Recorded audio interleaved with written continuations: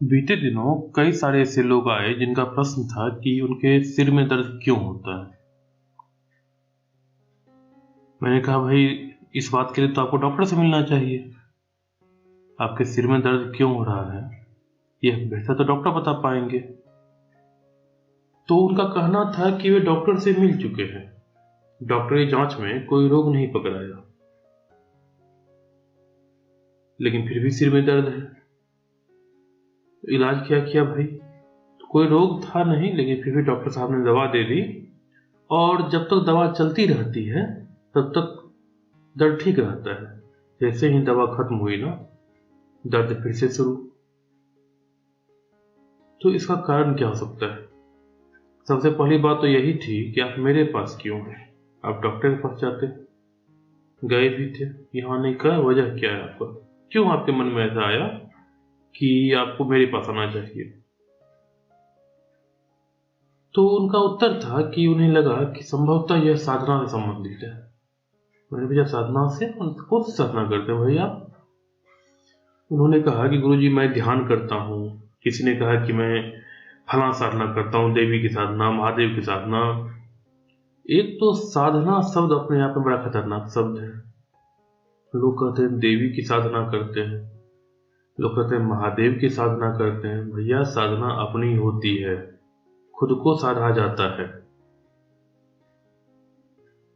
खैर, वो एक अलग मुद्दा है। तो अब थी बात कि उनके सिर में दर्द क्यों था। देखिए, होता क्या है ना, कि जो कुंडलिनी है हमारी,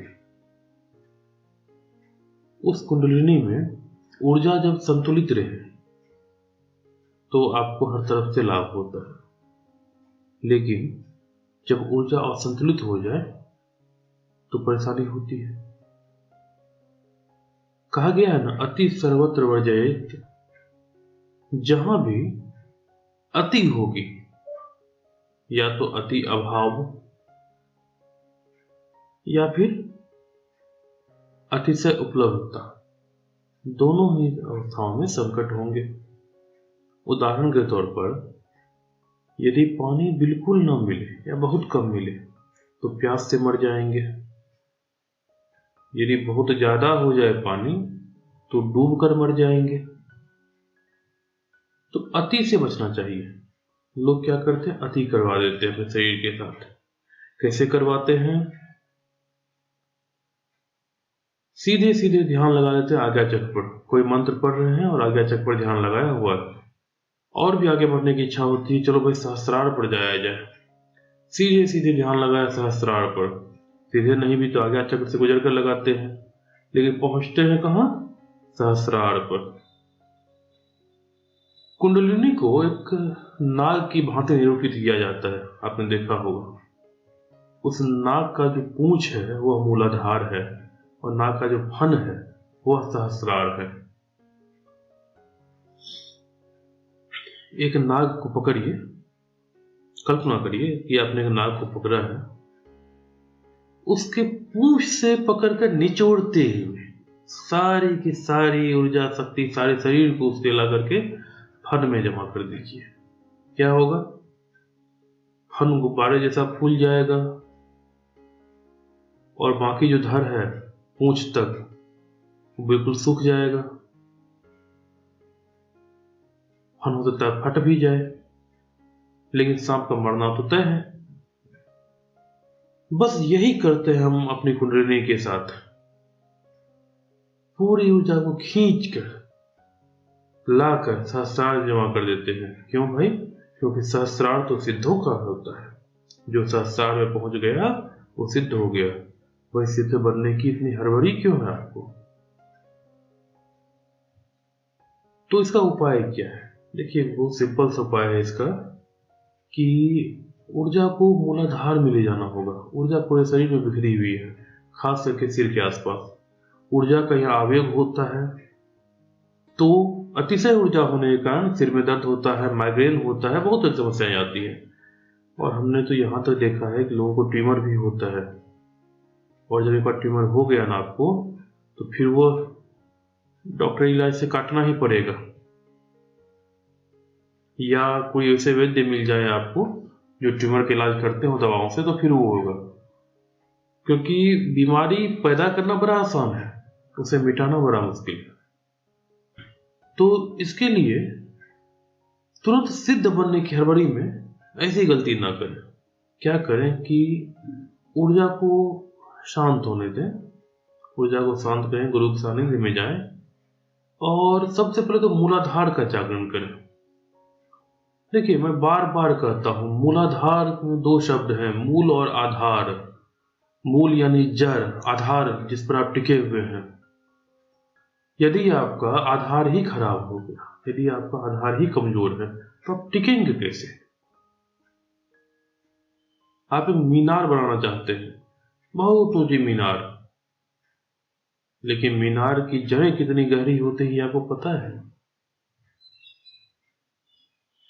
सामान्य तौर पर नियम यह है कि कोई भी भवन जितना ऊपर हो, कम से कम उसका आधा नीचे हो। यदि पूरा नीचे हो तो अच्छा है, यदि दोगुना नीचे हो तो बहुत अच्छा है। यानी कि यदि सबसे ज्यादा शक्ति, सबसे ज्यादा ऊर्जा कहीं चाहिए शरीर में, वो है मूलाधार। लेकिन हम सबसे ज्यादा ऊर्जा कहाँ देते हैं? आज्ञा चक्र और सहस्रार में। यही गड़बड़ी करते हैं, हम करते हैं, आप करते हैं, लगभग सब करते हैं। तो अगर आपको इस तरह से अनवांटेड सिरदर्द से बचना है, अवांछित सिरदर्द, माइग्रेन आदि से बचना है आपको ना, तो यह करिए कि सबसे पहले आप किसी गुरु के सानिध्य में जाइए। एक सिस्टम के थ्रू अपना आध्यात्मिक विकास करिए। फेसबुक, यूट्यूब, इन सबसे सीख कर मत करिए।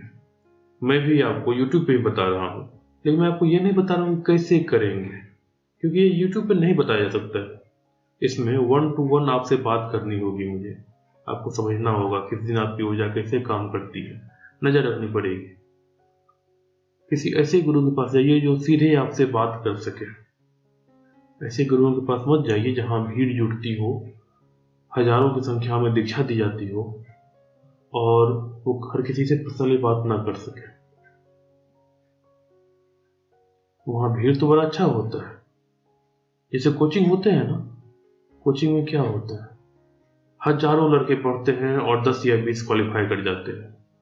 लोग उन 10 और 20 को देखते हैं, लेकिन हजारों लड़कों को नहीं देखते हैं। उससे बढ़िया वह ट्यूशन टीचर है जो कि हर एक व्यक्ति को अलग से पढ़ाता हो और 99% एक्यूरेसी रेट के साथ उनके स्टूडेंट पास भी करते हो। तो वही करिए कि आप अगर इस समस्या से जूझ रहे हैं तो करना क्या है कि आपको मूलाधार में अपनी ऊर्जा ले जानी है, फिर वहां से ऊपर बढ़ेंगे, लेकिन संतुलन के साथ। और इसके लिए स्वयं से न करें, गुरु के सानिध्य में रहें, गुरु से सीखें। चाहे गुरु आपको साथ बैठकर सिखाएं या चाहे फोन पर सिखाएं, लेकिन निरंतर आपके संपर्क में रहें, ऐसे गुरु से मिलें।